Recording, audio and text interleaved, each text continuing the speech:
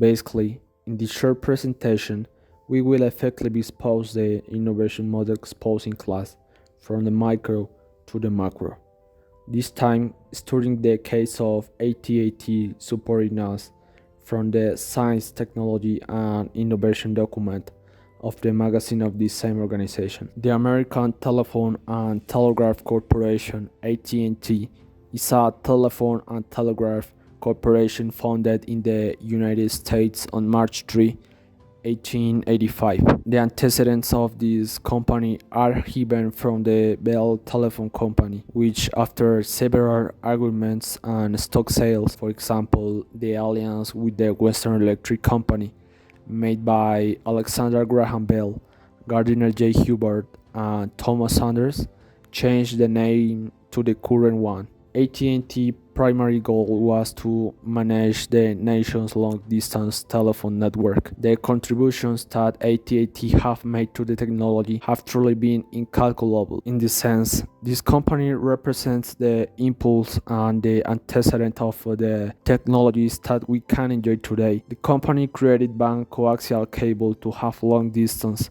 high-capacity circuits, and it also made way for the television. On the other hand, they were responsible for the operating system of Unix computers. Thanks to this company, today we can keep in touch with the creation of automatic data switching for mobile communications. To conclude, AT&T has a valuable story of developing key technologies. They were made possible thanks to the innovative and unitable spirit of all the members of this multinational. Actually, it has currently won awards such as 5th place in the best place to work in Mexico, 1st place in the best place to work for millennials, and 2nd place in the best place to work in Etan Telecom, and more. AT&T is a reliable network since millions of entrepreneurs are looking for an opportunity to succeed in the market.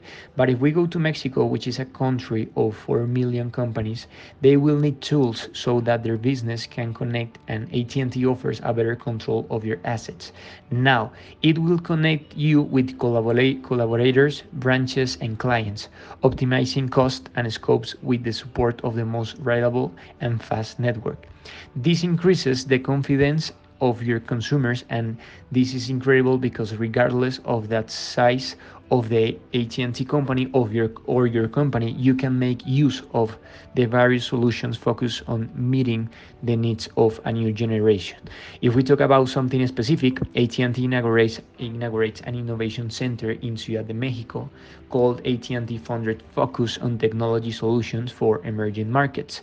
AT&T decided to bet on centers that can develop ideas and where solutions can be found and new products are developed and developments can be catalyzed.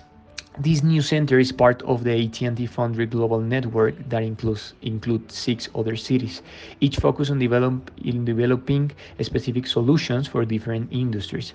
The Innovation Center, located in Houston, Texas, aims to develop technology for connect healthcare, or the one in Palo Alto, California, which focuses on data processing at the edge of network, quantum network, and machine learning.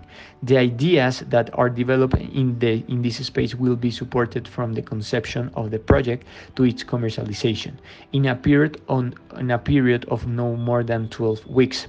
The objective of projects being developed in a short dynamic cycle is to break organizational cycles in a way that learns and even fails very quickly. Industry conditions, support institutes, and training are the factors including for this meso-analysis. For the situation for the AT&T case, we could see that there were different moments where the company used some help for their development in order to be more innovative and productive for their growth. The first support institution was the Bell system under Bell Telephone Laboratories, which at the time became the premier industrial research laboratory in the United States. These laboratories had the best engineers in the country, and the ones that were not working already had a desire of working for the company. The first transistor and also AT&T installed the first solid-state electronic telephone switch in a local office in Sukasuna, New Jersey. Despite the success of AT&T and the Bell system in providing ever-improving telephone service in the United States, the company monopoly status was cause for periodic federal government inquiry and action. In general, monopolies were against American political philosophy and could violate the law. January 1st, 1984, the Bell system was no more. Later on in the Tesla project, AT&T entry into satellite communications came about completely by chance. At the beginning, they were just planning an experiment for NASA, whose objective was to measure the density of the upper atmosphere. Later on, after so many experiments and calculating side effects and proper plan, NASA and AT&T Tesla project was successful. Tesla 1 launched on top of a Thor Delta rocket on July 10th, 1962. It successfully relayed through space the first television pictures, telephone calls, and telegraph images,